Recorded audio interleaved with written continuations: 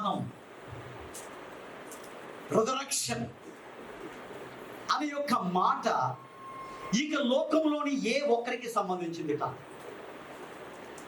ఆ మాట యేసయ్య ఒక్కడికే అది వర్తిస్తుంది. ఈ లోకంలోని ఏ వ్యక్తికి కూడా వర్తించదు.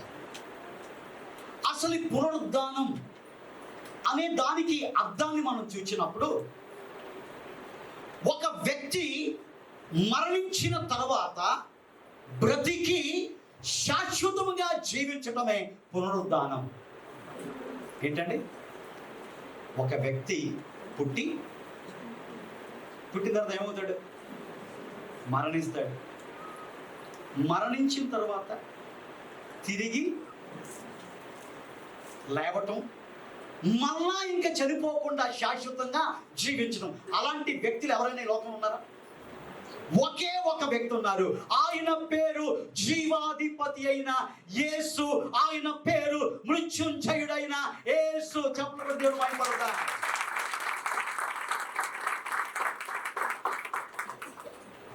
యేసు ప్రభు యొక్క జీవితం ప్రత్యేకం.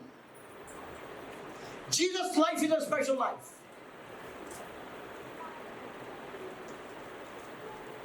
ఆయన పుట్టుక ప్రత్యేకం. Yes or no? Special birth.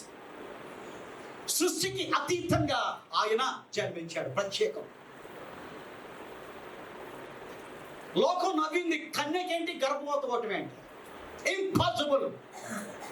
Medical science reject చేసింది ప్రపోజల్. కానీ దేవుడు అన్నాడు, కన్యక గర్భవతి కుమారుని కనును, అతనికి యేసు అని పేరు పెట్టబడునని దేవుడు చెప్పాడు. అది జరిగింది. యేసు ప్రభు యొక్క పుట్టుకత ఏంటి? ప్రత్యేకం. యేసు ప్రభు యొక్క జీవన విధానం, ఈ లోకంలో 33 సంవత్సరాలు ఆయన మనలాగా జీవించాడు. మనలాగే అనేక పరిస్థితులు ఎదుర్కొన్నాడు. కానీ ఒక ప్రత్యేకంగా ఆయన ఏం చేశాడు? జీవించాడు. ఎలా జీవించాడంటే, నాలో ఎవరైనా పాపం ఉన్నదని నిరూపించగలరని ఓపించాలని చేశాడు. ఆయన దైవత్వాన్ని వాడుకోలేదు. యేసయ్య ఇక లోకములో మనుష్య కుమారుడిగా ఇక లోకానికి వచ్చాడు. సంపూర్ణముగా ఆయన మానవుడు, సంపూర్ణముగా ఆయన దేవుడు. కానీ ఆయన దైవత్వాన్ని ఈ 33 సంవత్సరాలు ఆయన వాడుకోలేదు. మానవునిగా మనలో లాగా ఆయన జీవించాడు. కానీ మనకు ఆయనకున్న తేడా ఏంటంటే, ఆయన పరిశుద్ధంగా ఆయన జీవించాడు. ప్రత్యేకంగా జీవించాడు. ఇక లోకంలోని మానవులు ప్రవర్తించిన రకంగా కాకుండా దానికి విరుద్ధంగా ఆయన ప్రవర్తించాడు. పరిశుద్ధముగా తన ప్రవర్తనను ఆయన కలిగి ఉన్నాడు. యేసయ్య మరణము కూడా ప్రత్యేకం. ఏంటంటే మరణం ప్రత్యేకం. ఇక లోకంలో ఎవరికి శిక్ష విధించబడుతుందంటే, తప్పు చేసిన వాడికి శిక్ష విధించబడుతుంది. తప్పు చేసిన వాళ్ళకి, ఘోర తప్పిదం చేసిన వాళ్ళకి ఉరి శిక్ష భారతదేశంలో వేయబడతాయి. ఇంకా అనేకమైన దేశాల్లో అనేకమైన మరణ శిక్షలు ఉన్నాయి. ఇవన్నీ ఎవరికో తెలుసండి? ఎవరైతే ఆ యొక్క దేశానికి, ఆ యొక్క ప్రజలకు నష్టం కలిగించారో, బాధ పెట్టారో, అలాంటి వారికి వేసే శిక్ష, పాపులకు వేసే శిక్ష, పాపము చేత గొప్ప కార్యాలు చేసి అనేక మందిని బాధించిన, హింసించిన వారికి వేసే శిక్ష ఏంటంటే మరణ శిక్ష. కానీ యేసయ్యకు ఏం తప్పు చేశాడు? ఏడ్చుకుంటా వచ్చే వాళ్ళని బాగు చేశాడు. గుడ్డి వారి కన్నులు ఇచ్చాడు. కుష్ఠరోగులను బాగు చేశాడు. తన వద్దకు వచ్చి వారి జీవితంలో గొప్ప కార్యాలను చేశాడు. ఆయన మంచి దేవుడు. మంచి చేయటమే ఆయనకు తెలిసింది. కాబట్టి ఆయన ఏమయ్యాడో తెలుసా? మనందరి పాపం నిమిత్తం ఏం చేశాడు? ఆయన పాపముతో ఆయన గుడ్ ఫ్రైడే రోజు ఏం చేశాడు? సమస్త మానవాళి కోసం ఏం చేశాడు? ఆయన మరణించాడు. ఆయన మరణం ఏంటి? చాలా మంది అనుకున్నారు, ఇంకా యేసు ప్రభు మరణించాడు, సాతాను అనుకుంది చంపేస్తాను నేను, ఇంకా ఈయన లెగడో. సాతాను సంతోషించింది గుడ్ ఫ్రైడే రోజు, విజయాన్ని నేను సాధించాను, చంపేశాను నేను. ఆ సాతాను యొక్క సంతోషం ఎక్కువ టైం మిగలదు. ఆదివారపు తెల్లవారు జామున యేసు ప్రభు ఏం చేశాడు? ఆయన మృత్యుంజయుడై మరణాన్ని జయించి సమాధిలో నుంచి ఆయన తిరిగి లేచిన ఒక అద్భుతమైన పునరుద్ధానం, అది ఆయనకు ప్రత్యేకత. ఇక లోకంలో అనేక మంది పుట్టారు, అనేక మంది గొప్ప వ్యక్తులు ఉన్నారు, గొప్ప వాళ్ళు ఇక లోకంలో ఉన్నారు, కానీ వాళ్ళ యొక్క సమాధులు నేటికి మిగిలి ఉన్నాయి. లాజరు కూడా పుట్టాడు, లాజరు కూడా చనిపోయాడు. లాజరుని క్రీస్తు ఏం చేశాడు? లేపాడు. లేపిన లాజరు మళ్ళా ఏం చేశాడు? చచ్చిపోయాడు. కానీ యేసయ్య ఒక్కడు మాత్రమే పునరుద్ధానుడై ఆయన తిరిగి లేచాడు. ఆయన జీవిస్తున్న దేవుడు, ఆయన జీవాధిపతి. ఆయన యొక్క పునరుద్ధానం ఏంటి? ప్రత్యేకం. ఏంటి ఇక ప్రత్యేకం అంటే ఏంటంటే, ఈ లోకంలో అనేకమైన గొప్ప వ్యక్తుల సమాధులు మూసివేయబడి ఉన్నాయి, కానీ యేసయ్య సమాధి తెరిచిన సమాధి, యేసయ్య సమాధి ఖాళీ సమాధి.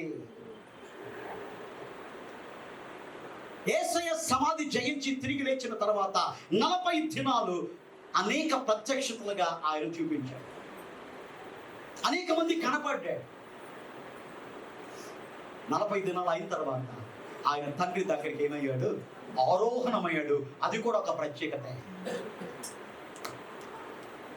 ఇంకొక అద్భుతమైన ఘట్టం జరగబోతోంది, దానికి మనం సిద్ధంగా ఉండాలి.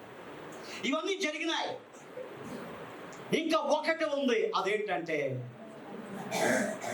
ఆరోహణమై తండ్రి వద్దకు వెళ్ళిన యేసయ్య మనల్ని తనతో కూడా వెంట పెట్టుకునేదానికి, సదాకాలము కూడా ఆయనతో కూడా ఉండేదానికి ఆయన ఏం చేస్తున్నాడు? స్థలాన్ని సిద్ధపరుస్తూ, ఆ స్థలము సిద్ధపరిచిన తర్వాత మనందరినీ తీసుకునేదానికి మధ్యాకాశంలో ఆయన రాబోతున్నాడు. ఆ యొక్క రాకడలో నువ్వు ఎత్తబడే గుంపులో ఉండాలంటే, యేసయ్య ఎలాగైతే ఇక లోకంలో ఒక ప్రత్యేకమైన జీవితాన్ని జీవించాడో, ఒక ప్రత్యేకమైన లక్షణాలని ఏ రకంగా కలిగి ఉన్నాడో, అలాంటి ప్రత్యేకమైన లక్షణాలను మనం కలిగినప్పుడు మాత్రమే ఏం చేస్తాం? ఆయన ద్వారా మనం ఏం చేస్తాం? ఎత్తబడతాం. ఆయనతో కూడా సదాకాలం మనం ఉంటాం. Heaven is not for all the people. Heaven is for prepared people. ఎవరైతే సిద్ధంగా ఉంటారో. ఏంటి సిద్ధంగా ఉండటం? దేవుని యందు భయభక్తులు కలిగి, దేవుని యొక్క మార్గంలో నడుస్తూ, దేవునికి ప్రథమ స్థానం ఇస్తూ, ఎవరైతే బ్రతుకుట క్రీస్తే అని ఎవరైతే ఇక లోకములో క్రీస్తుకు అన్ని విషయాల్లో అన్నిటిలో ప్రథమ స్థానం ఇస్తారో, అలాంటి వాళ్ళు పరలోక రాజ్యంలో తప్పక వాళ్ళు ఉంటారు. కాబట్టి ఈరోజు ఇక పునరుద్ధానము గురించిన కొన్ని ప్రత్యేకమైన అంశాలను క్లుప్తంగా మీ మధ్య ఉంచాలని నేను ఇష్టపడుతున్నాను. యేసు ప్రభు యొక్క దైవత్వాన్ని ఇక పునరుద్ధానం నిరూపించాడు. ఏంటండి? యేసయ్య యొక్క దైవత్వం అంటే ఆయన దేవుడు అనే దానికి నిదర్శనం పునరుద్ధానం. ఒకవేళ క్రీస్తు లేపకుండా ఉన్నట్లయితే మన విశ్వాసం వ్యర్థం. క్రీస్తు లేపబడకుండా ఉన్నట్లయితే ఆయన దేవుడు కాకుండా ఉండేవాడు. ఆయన ముమ్మాటికి దేవుడు. ఈక లోకాన్ని సృష్టించిన సృష్టికర్త అయిన దేవుడు, సర్వాధికారి అయిన దేవుడు, సర్వశక్తి కలిగిన దేవుడని ఇక పునరుద్ధానము ద్వారా అదేం చేస్తుంది? నిరూపించబడింది. ఇక పునరుద్ధాన శక్తి యొక్క ప్రత్యేకతలు ఏంటంటే, ఈ పునరుద్ధానం ద్వారా యేసయ్య మరణించి తిరిగి లేచిన దాని ద్వారా సాతాను యొక్క తల చితుకు కొట్టబడింది. సాతానికి అపజయం కలిగింది. పాపాన్ని జయించిన శక్తి పునరుద్ధాన శక్తి. మరణాన్ని జయించిన శక్తి పునరుద్ధాన శక్తి. శరీరమును జయించిన శక్తి పునరుద్ధాన శక్తి. మనం కూడా ఈ 4 శత్రువులు. అవునా? మొదటి శత్రువు ఏంటండి? సాతాను మన శత్రువు. అవునా కాదు? మనం ఎప్పుడు జ్ఞాపకం చేసుకుంటాం, మనం ఏం తప్పు చేసినా కానీ మనం ఏం చేస్తాం? ఆ సాతాను వల్ల ఇది అయ్యిందండి. కాబట్టి సాతాను మనకు శత్రువు. రెండోది, పాపం మనకి శత్రువు. అవునా కాదు? కారణం ఏంటి? పాపానికి వచ్చే జీతం మరణం. కాబట్టి మనము ఆత్మీయంగా చనిపోకుండా ఉండాలంటే పాపము చేయకుండా మనం ఉండాలి. కాబట్టి పాపం మనకి శత్రువుగా కనపడుతుంది. మూడవది, మరణము కూడా మనకు శత్రువు. నాలుగవది, శరీరం మనకి శత్రువు. క్రీస్తు పునరుద్ధానం వలన వీటన్నిటిని జయించాడు. అలాంటి క్రీస్తును నమ్మిన మన జీవితాల్లో కూడా ఈ నాలుగుటిని జయించేదానికి ఇక పునరుద్ధానుడైన యేసయ్య తన కృపను మనకి ఏం చేశాడు? దాన్ని చేశాడు. మనం కూడా వీటిపైన విజయం సాధించేదానికి దేవుడు కృప చూపించాడు. కాబట్టి ఈరోజు యేసు ప్రభు పునరుద్ధానుడై తిరిగి లేచిన తర్వాత ఆయన ఆ యొక్క 2024 ఇయర్స్ బ్యాక్ పునరుద్ధానుడై తిరిగి లేచిన ఆ యొక్క రిజరెక్షన్ డే రోజు ఆయన మొట్టమొదటిసారి ఎవరు కనపడ్డాడు? మగ్దలేనే మరియకు కనపడ్డాడు. స్త్రీలారా మీరు ధన్యులు. రెండోసారి యేసయ్య ఎవరు కనపడ్డాడు? రెండోసారి ఎవరు కనపడ్డాడు? వండర్ఫుల్. ఎవరికి? ఇద్దరు స్త్రీలకి. దాంట్లో మొదటి స్త్రీ పేరేంటి? యాకోబు తల్లి అయిన మరియా. ఇంకొక ఆమె పేరు సొలోమి. యాక్చువల్గా ముగ్గురు కలిసి వెళ్ళారు సమాధి దగ్గరికి. మగ్దలైన మరియా కొంచెం బహుశా యంగ్ ఉండొచ్చు, కొంచెం గట్టిగా పరిగెట్టి ఉండొచ్చు, వీళ్ళు కొంచెం వెనక ఉండొచ్చు. మగ్దలైన మరియకి ఫస్ట్ దేవుడు కనపడ్డాడు. ఆమె వెళ్ళిపోయి వెంటనే శిష్యులు చెప్పేదానికి. తర్వాత వీళ్ళకు ఇద్దరు ఉన్నారు కదా, యాకోబు తల్లి అయిన మరియా, తర్వాత సొలోమి. బైబిల్లో వీటి గురించి రాయబడింది. వారికి రెండవసారి యేసయ్య ఏం చేశాడు? కనపడ్డాడు. మూడవసారి ఎవరు కనపడ్డాడు యేసయ్య? ఈస్టర్ రోజు, రిజరెక్షన్ డే రోజు ఎవరు కనపడి ఉంటాడు? సీమోను పేతురుకు ఆయన కనిపించాడు. ఎవరు కనిపించాడు? సీమోను పేతురుకు కనిపించాడు. నాలుగవసారి ఎవరు కనిపించాడు? ఎమ్మాయి గ్రామమునకు వెళుతున్న ఇద్దరికి ఆయన ఏం చేశాడు? ఈరోజు నేను ఎందుకు ఇవన్నీ చెప్తున్నా అంటే, ఈరోజు యెరూషలేము నుంచి ఎమ్మాయి గ్రామమునకు వెళుతున్న ఇక ఇద్దరి జీవితం ద్వారా యేసయ్య వారికి పునరుద్ధానుడై వాళ్ళకు ప్రత్యక్షత ఆయన కనపరుచుకున్నప్పుడు దాని ద్వారా వారు పొందుకున్న కొన్ని ఆశీర్వాదాలని ఈరోజు మనం ఏం చేద్దాం? ధ్యానం చేయబోతున్నాం. కాబట్టి ఈరోజు క్రీస్తు పునరుద్ధానము ద్వారా మనం పొందుకునే కొన్ని ఆశీర్వాదాలని ఈ ఎమ్మయి మార్గంలో ప్రయాణం చేస్తున్న ఇద్దరు శిష్యుల యొక్క జీవితంలో నుంచి మనం ఏం చేద్దాం? నేర్చుకుందాం.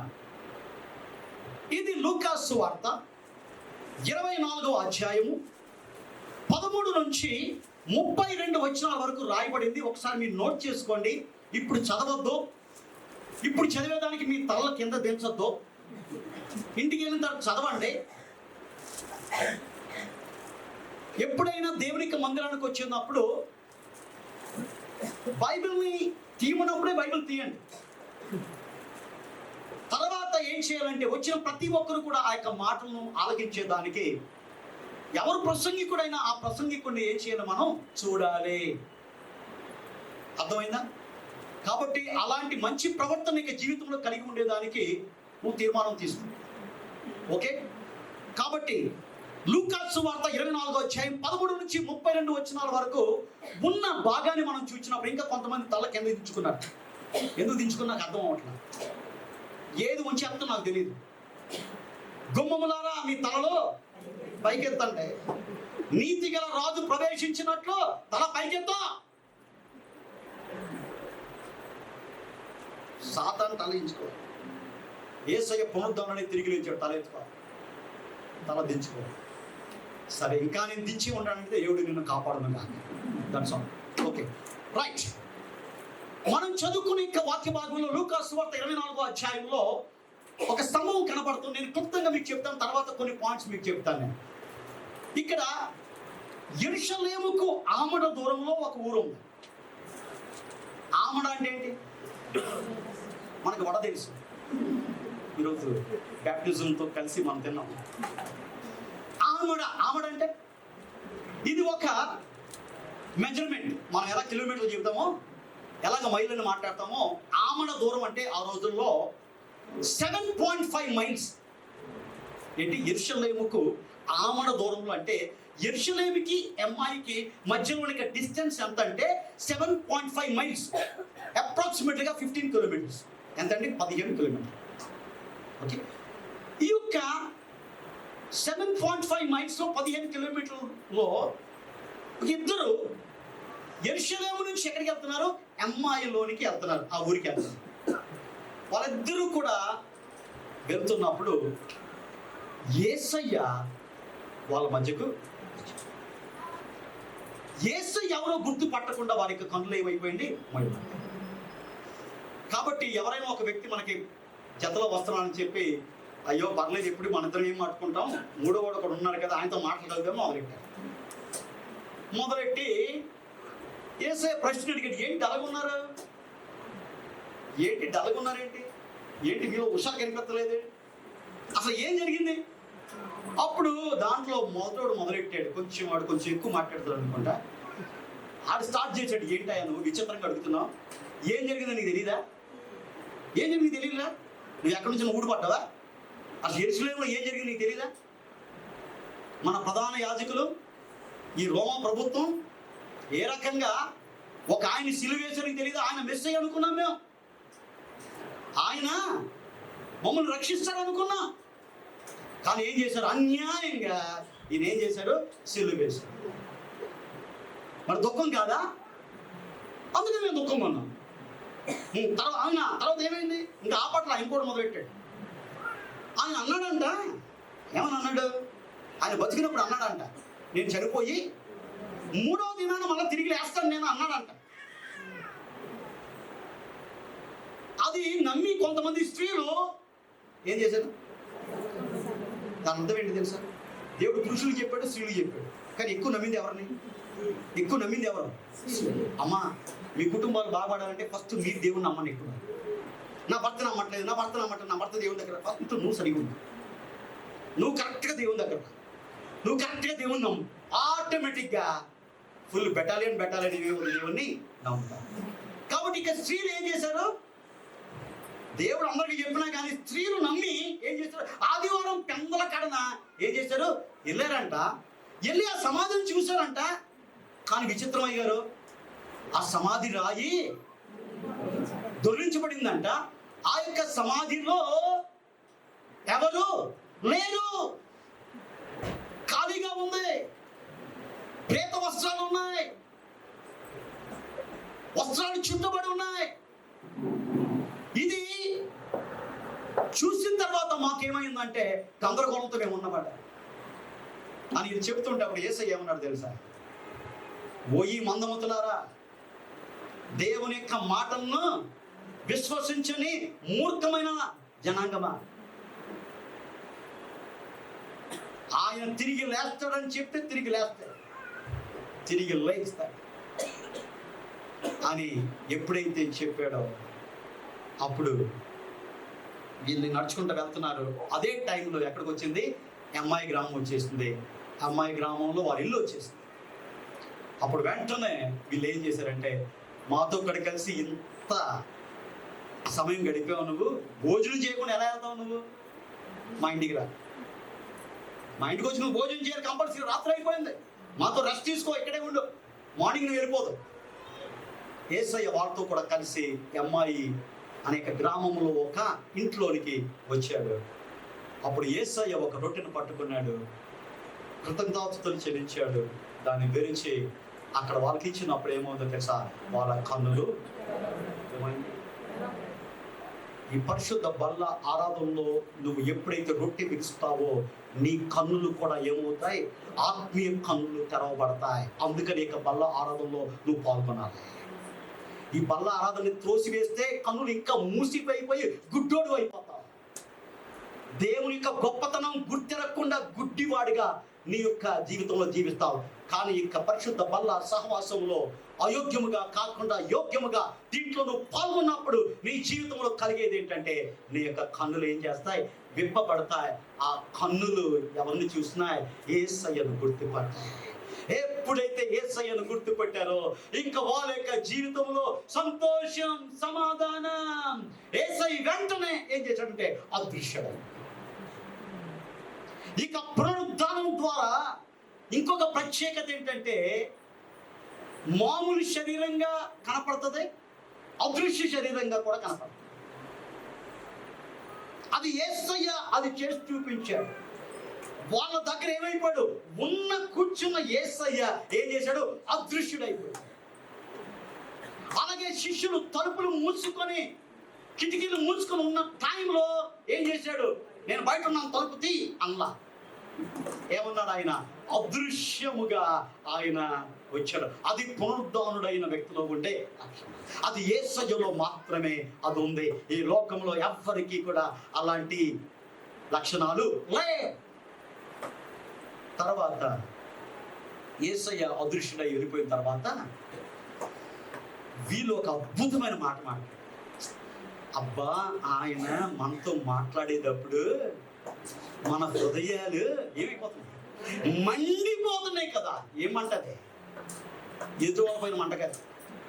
దేవుని యొక్క వాక్యము నీ హృదయంలో ఏం చేయాలి? మండించబడాలి.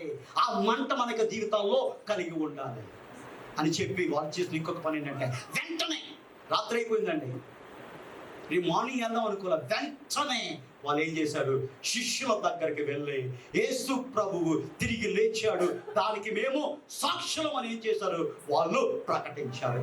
ఇది ఈ ఎంఐ గ్రామంలో జరిగిన సంఘటన. దీంట్లో నుంచి సమయానుకూలంగా మీకు శుభవార్త 10 నిమిషాల్లో నా ప్రసంగాన్ని ముగిస్తాను. అబ్బా, ఎంత బాగా నవ్వారండి. నవ్వండి నవ్వండి నవ్వండి అంటే నవ్వట్లేదు, కానీ 10 నిమిషాల్లో ముగిస్తాననేసరికి మాత్రం ఏంటంటే ముఖంలో కల వచ్చేసింది. అమ్మయ్య, వదిలిపెట్టేస్తావా? వెళ్ళిపోయి మేము ఏం చేస్తాం? నిజమైన యేసు మేము చేసుకుంటాం. ఇంట్లో ఏం చేస్తాం? ఎన్నింటిని కట్ చేయాలో వాటిని కట్ చేసేస్తాం. ఓకే, చేయండి, పర్లేదు, రైట్. క్రీస్తు పునరుద్ధానం ద్వారా మనం పొందుకునే ఆశీర్వాదాల్లో మొదటి ఆశీర్వాదం ఏంటంటే లూకాసు సువార్త 24వ అధ్యాయము 15వ వచనం. లూకాసు సువార్త 24:15వ వచనం. చదవండి.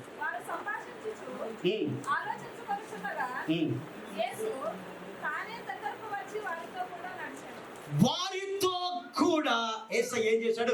నడిచాడు. ఈ పునరుద్ధానం ద్వారా మనం పొందుకునే మొదటి ఆశీర్వాదం ఏంటంటే మనకు తోడుగా ఉండి మనం నడిపించేదానికి యేసయ్య పునరుద్ధానుడయ్యాడు. ఆమేన్. నింతో నడిచేదానికి యేసయ్య పునరుద్ధానం అయ్యాడు. మనం అనుకుంటాం, అయ్యో నాతో ఎవ్వరు నడవట్లేదు, నేను ఒంటరి వ్యక్తిని, నేను ఏకాకిని. ఏకాకిని ఈ రోజు నుంచి ఆ చెత్త మాటలు మానే. నువ్వు ఏకాకివి కాదు. యేసయ్య పునరుద్ధానుడై తిరిగి లేచి ఎంఐ గ్రాంతంలో వెళ్తున్న ఇద్దరితో కూడా నడిచిన దేవుడు నీ జీవిత యాత్రలో కూడా ఆయన నీతో కూడా నడుస్తాడు. నీకున్న ప్రతి పరిస్థితిలో కూడా ఆయన నీకు తోడుగా ఉండి నీ జీవితంలో ఆయన నిన్ను చెయ్యి పట్టుకుని నడిపించే పునరుద్ధానుడై దేవుడిగా ఆయన ఉన్నాడు. కాబట్టి నీ జీవితంలో దేనికి భయపడకు. ఎవరు నీతో నడవపోయినా యేసయ్య నీతో నడుస్తాడు. ఎవరు నీ దగ్గరికి రాకపోయినా యేసయ్య నీ దగ్గరకు వస్తాడు. అదే పునరుద్ధానుడైన యేసయ్యలోని యొక్క ప్రత్యేకత, ఆయన ఇచ్చే ఆశీర్వాదం. కాబట్టి ఫస్ట్ బ్లెస్సింగ్ ఏంటంటే మనతో కూడా నడిచేదానికి, మనకు తోడుగా ఉండేదానికి యేసయ్య పునరుద్ధానుడు. యేసయ్య తోడుగా ఉండి యేసయ్య మనతో నడిస్తే పరిస్థితి ఎలాగుంటుంది? ఎలాగుంటుంది? నీ జీవితంలో దేనికి నువ్వు భయపడే అవసరం లేదు. కారణం ఏంటంటే నీతో కూడా నడిచేవాడు నీ దేవుడు. ఆయన నీ పక్షాన యుద్ధం చేస్తాడు. ఆయన నీకు జీవితంలో నిన్ను కాపాడుతాడు. ఆయన నీ జీవితంలో నీకు భద్రత కవచముగా ఆయన ఉంటాడు. ఆయన చెప్తున్నాడు, నిన్ను ముట్టిన వాడు నా కనుగుడ్డును. నువ్వు నేను ఎవరో తెలుసా? అలాంటి అద్భుతమైన దేవుని యొక్క కాపుదలలో ఉన్న ఆయన బిడ్డలం, ఆయన యొక్క సొత్తైన ప్రజలుగా ఇక లోకంలో జీవిస్తున్నాం. కాబట్టి మన యొక్క జీవితాల్లో మనకు తోడుగా ఉండి మనతో నడిచేయడానికి యేసయ్య 2024 సంవత్సరాల క్రితం ఆయన పునరుద్ధానుడయ్యాడు. ఆ పునరుద్ధానుడైన దేవుడు ఆయన మనతో కూడా ప్రతిరోజు ప్రతి సమయంలో కూడా ఆయన నడుస్తున్నాడు. ఆయన మనకు తోడుగా ఉన్నాడని సంగతి నువ్వు మర్చిపోకు. దేనికి భయపడక, దేనికి దిగులు చెందకు, దేనికి ఆలోచన చేయకు. మనతో కూడా వచ్చేవాడు మన దేవుడే, మనం నడిపించేవాడు మన దేవుడే. నువ్వు ఎక్కలేనంత ఎత్తైన కొండపైకి నిన్ను నడిపించేవాడు ఆయనే. ఆయన పేరు నదురైన యేసు, ఆయన పేరు జీవాధిపతి అయిన యేసు, ఆయన పునరుద్ధానుడైన యేసయ్య. కాబట్టి ఫస్ట్ బ్లెస్సింగ్ ఏంటండి? మనతో కూడా నడిచేదానికి, మనకు తోడుగా ఉండేదానికి యేసయ్య పునరుద్ధానుడయ్యాడు.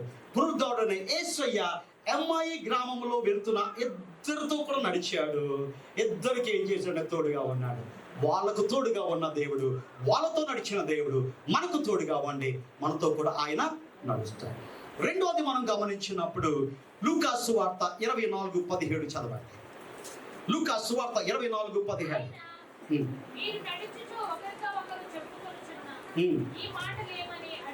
ఈ మాటలు ఏమని అడుగగా వారు ఎలాగున్నారండి?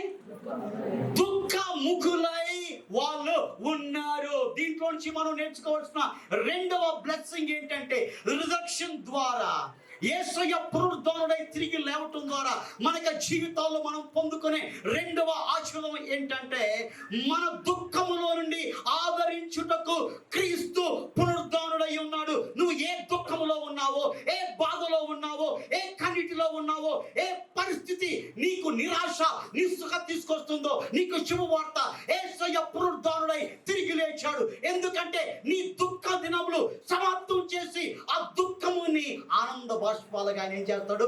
మార్చబోతాడు. నీ దుఃఖానికి సమాప్తి పలికి, నీ సంతోషానికి నాంది పలికింది యేసయ్య పునరుద్ధానం. ఎప్పుడైతే వాళ్ళు ఎందుకు దుఃఖపడుతున్నాడు చెప్పండి? యేసయ్య సిలువ వేయబడ్డాడు, యేసయ్య చచ్చిపోయాడు. కానీ యేసయ్య ఏం చేశాడు? పునరుద్ధానం ద్వారా వాళ్ళని యొక్క దుఃఖాన్ని ఏం చేశాడు? పటాపంచులైపోయింది. ఎప్పుడైతే యేసయ్యను వాళ్ళు గుర్తు పెట్టారో, ఎగిరి గంతేశారు. అంతవరకు బాధలో ఉండి, అంతవరకు కూడా కన్నీటితో ఉండి, అంతవరకు కూడా ఎంతో కూడా నలిగిపోతున్న వాళ్ళ జీవితంలో దేవుడు ఏం చేశాడు? పునరుద్ధానము ద్వారా ఆయన ఏం చేశాడు? సంతోషాన్ని ఇచ్చాడు. నీ జీవితంలో కూడా సాతాను నీకున్న ఆనందాన్ని దొంగిలించింది. వాడు దొంగ నీలో ఉన్న శాంతిని, నీలో ఉన్న సమాధానాన్ని, నీలో ఉన్న సంతోషాన్ని వాడు ఏం చేస్తాడు? దోచుకుంటాడు. దోచుకోబడిన జీవితాన్ని జీవిస్తున్నామో అలాగే నువ్వు శుభవార్త. ఏదైతే నువ్వు పోగొట్టుకున్నావో, ఏ సమాధానాన్ని నువ్వు పోగొట్టుకున్నావో, ఏ శాంతిని పోగొట్టుకున్నావో, ఏ దుఃఖాన్ని నీకు జీవితంలో నువ్వు భరిస్తున్నావో, ఈ రోజు దానితో సమాప్తం. దేవుడు ఈ రోజు నీ జీవితంలో నీ దుఃఖాన్ని సంతోషముగా ఆయన మార్చబోతున్నాడు. ఆయన పునరుద్ధానుడై అందుకయ్యాడు. కాబట్టి క్రీస్తులో ఉన్నవాడు ఎలాగుండాలంటే సంతోషంతో జీవించడం, ఆనందంతో జీవించడం.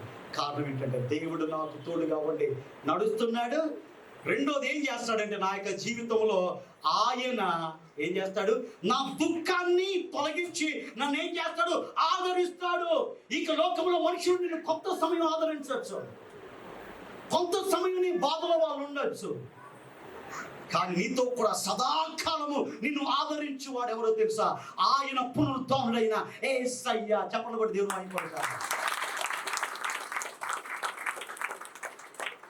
మూడవది మనం చూసినప్పుడు పునరుద్ధానము ద్వారా మనము పొందుకునే థర్డ్ బ్లెస్సింగ్, మూడవ ఆశీర్వాదం ఏంటంటే, లూకా సువార్త 24వ అధ్యాయము 25 నుంచి 27. అందుకాయన అవివేకులారా, ప్రవక్తలు చెప్పిన మాటలన్నిటినీ నమ్మని మందమతులారా, క్రీస్తు ఎలాగూ శ్రమపడి. ఏంటండి? ప్రవక్తలు చెప్పిన అయ్యాడు. లేఖనములను నెరవేర్చేదానికి ఆయన పునరుద్ధానుడయ్యాడు. ఆ లేఖనములను విశ్వసించేదానికి, ఆ లేఖనములను నమ్మేదానికి దేవుడు ఏం చేశాడంటే పునరుద్ధానుడయ్యాడు. ప్రవక్తలు ప్రవచించారు, యేసయ్య చెప్పాడు నేను లేస్తానని. కానీ ఎప్పుడైతే ఆయన నిజంగా లేచాడో వాళ్ళ యొక్క లేఖనములు ఏమైపోయింది, విశ్వాసము కలిగి ఉండేదానికి అది దారి తీస్తుంది. బైబిల్లో ఎన్నో మాటలు మనకున్నాయి. దేవుడు చెప్తున్నాడు, నా మాటల యందు నువ్వేం చేయాలి, విశ్వసించు, నా మాటలను నమ్ము. దేవుడు ఏది చెప్పినా అది తప్పక జరుగుతుంది. భూమి ఆకాశము గతించిన ఆయన మాటలు గతించవు. ఈ లోకంలోని మాటలు గతిస్తాయి, కానీ యేసయ్య మాటలు శాశ్వతమైన మాటలు. కాబట్టి మనకి జీవితంలో లేఖనములను విశ్వసించుటకు ఆయన ఏం చేశాడు, పునరుద్ధానుడయ్యాడు. కాబట్టి మనం ఏం చేయాలని తెలుసా, దేవుని యొక్క వాక్యాన్ని చదివి వాక్యము ద్వారా మనం ఏం చేద్దాం, విశ్వాస జీవితాన్ని మనం బలపరచుకుందాం. వినుట వలన విశ్వాసం కలుగదు. ఏది వినటం వలన? క్రీస్తు యొక్క మాటలను నువ్వు చదివి ధ్యానించి వినుట వలన నీకేం కలుగుతుంది, విశ్వాసం కలుగుతుంది. అందుకనే మన యొక్క విశ్వాసం, అందుకనే యేసయ్య చెప్తున్నాడు, క్రీస్తు అపొస్తలుడైన పౌలు పత్రికలు రాస్తూ, క్రీస్తు లేపపడకుండా ఉన్నట్లయితే మన విశ్వాసము. యేసు ప్రభు ఎందుకు పునరుద్ధానుడయ్యాడంటే లేఖనములను విశ్వసించుటకు, దేవుని యొక్క వాక్యాన్ని నమ్మేదానికి, దేవుని యొక్క వాక్యాన్ని యందు విశ్వసించేదానికి. మన జీవితాల్లో ఏ పరిస్థితిలో ఉన్నప్పటికీ కూడా ఆ మాట నా జీవితంలో, నా కుటుంబంలో దేవుడు నెరవేరుస్తాడు అని విశ్వాసం ఉంచేదానికి ఆయన ఏం చేశాడు, పునరుద్ధానుడై తిరిగి. నేను 3 విషయాలు చెప్పాను ఇంతవరకు. మొదటిది ఏంటండి, మనకు తోడుగా ఉండి మనతో నడుచుటకు యేసయ్య పునరుద్ధానుడయ్యాడు. రెండోది, మన దుఃఖములో నుండి ఆదరించేదానికి, ఆ దుఃఖములో నుంచి సంతోషాన్ని మనకు దయచేసేదానికి ఆయన పునరుద్ధానుడయ్యాడు. మూడవది, దేవుని యొక్క వాక్యమును, దేవుని యొక్క మాటలను, దేవుని యొక్క లేఖనములను విశ్వసించుటకు ఆయన పునరుద్ధానుడై తిరిగి ఆయన లేచాడు. నాలుగవది, లూకాసు వార్త 24:29 చదవండి. వారు సాయంకాలం కావచ్చింది, బ్రతుకుంకింది, మాతో కూడా ఉండమని చెప్పి ఆయనను ఆయన వారితో కూడా ఉండుటకు లోపలికి వెళ్ళండి. ఎక్కడికి వెళ్ళాడండి? ఆయన వారితో ఉండుటకు లోపలికి వెళ్ళాను. ఎక్కడికి వెళ్ళి ఉంటాడు? చెప్పండి ఎవరు? వారి ఇంటిలోనికి ఆయన. దీంట్లోంచి మనం నేర్చుకునే 4వ సత్యం, 4th blessing, 4వ ఆచరణం, యేసయ్య పునరుద్ధానుడై తిరిగి లేవటం వలన మన గృహములో ఉండుటకు క్రీస్తు పునరుద్ధానుడయ్యాడు. నీక గృహములో నీతో కూడా కలిసి ఉండేదానికి యేసయ్య ఏం చేశాడంటే, చాలా మంది ఇంట్లో ఒక బోర్డు పెట్టుకుంటారు, ఏమని? Christ is head of this house. పెట్టుకున్నారు లేదు? కొంతమంది ఇంట్లో నేను చూసాను, Christ is head of this house. తర్వాత he is a guest in our house. Third ఏంటో తెలుసా? he is a silent listener in every conversation. ఏంటి? he is a silent listener in నీ ఇంట్లో జరగబోతున్న ఏ కన్వర్జేషన్కి అయినా ఆయన ఏంటి? సైలెంట్ లిజనర్ అండి, మౌనంగా ఏంటి. కాబట్టి ఏం చేయాలి మనం? నీ ఇంటిలో ఉండుటకు క్రీస్తు పునరుద్ధానుడు అయ్యాడు. కానీ నీ ఇంటిలో సరైన స్థలం ఆయనకి ఇవ్వాలి. నీ ఇంటిలో ఉండేదానికి తగిన స్థలాన్ని దేవుడికి ఇవ్వాలని అర్థం. దేవుడు పరిశుద్ధుడు. నీ యొక్క గృహం పరిశుద్ధంగా ఉండి, నీ యొక్క గృహము స్తుతి గృహముగా ఉండి, నీ గృహం ప్రార్థనా గృహముగా ఉండి, నీ గృహము వాక్య గృహముగా ఉండి, నీ గృహము స్వార్థ గృహముగా ఉండి, నీకు గృహములో స్వార్థ సంగీత నాదాలు వినబడే గృహముగా నీ గృహం ఉన్నప్పుడు నీ గృహములో ఎవరు ఉంటారు? యేసయ్య ఉంటాడు. యేసయ్య ఏ గృహంలో ఉంటే ఆ గృహం పైకి ఏమవుతుంది? ఆశీర్వాదాలు వస్తాయి. యేసయ్య ఏ గృహంలో ఉంటే ఆ గృహానికి దీవెన. యేసయ్య ఏ గృహంలో ఉంటే ఆ యొక్క గృహంలో సాతాను ఉండలేదు. యేసయ్య ఏ గృహంలో ఉంటే ఆ గృహంలో సమాధానం. యేసయ్య ఏ గృహంలో ఉంటే ఆ గృహంలో శాంతి. యేసయ్య ఏ గృహంలో ఉంటే ఆ గృహంలో నెమ్మది. యేసయ్య ఏ గృహంలో ఉంటే ఆ గృహంలో సంతృప్తి. ఆమేన్. కొడితే సరిగ్గా కొడతారు.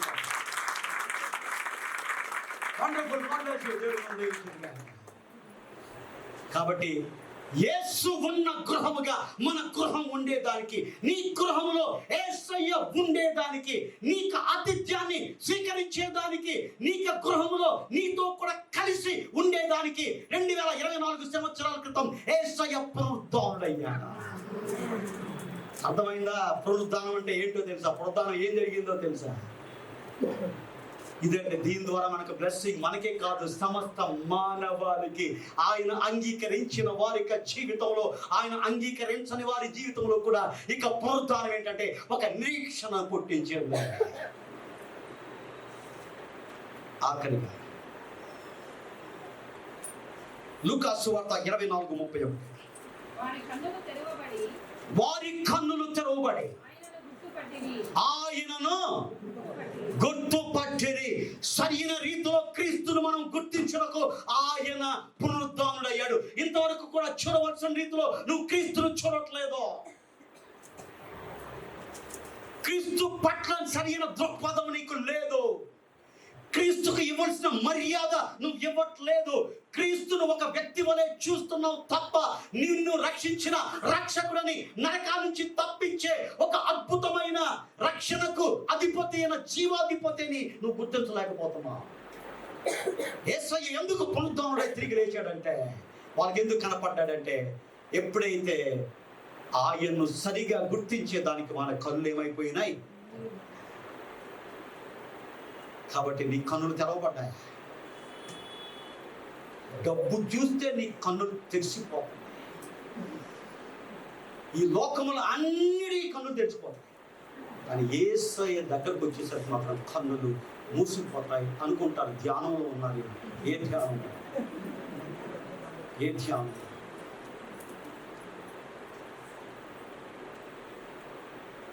ఇంకా మాట్లాడడం ఉంది.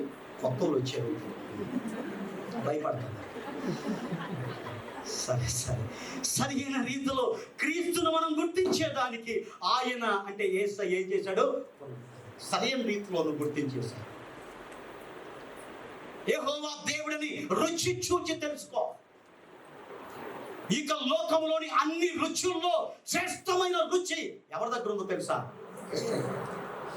ఆ టేస్ట్ చూస్తే ఇంకా మిగతా రుచుల దగ్గర పరిగెట్టాం. ఆ రుచికే భయం. ఎగ్జాంపుల్, నీకు మంచి బోన్లెస్ మటన్ బిర్యానీ పెట్టాను పక్కన. మటన్ బిర్యానీ అంటే నీకు చచ్చంత ఇష్టం, బాగా తింటావు. పక్కన కాకరకాయ పులుసు పెట్టా, బాగా ఆకలేస్తుంది, తినండి అన్న. ఏం తింటా? ఏం తింటా? లేదు సిస్టర్, లేదు కాకరకాయ తిన. నో బ్రదర్, కాకరకాయ రుచి ఏంటండి? చేదండి.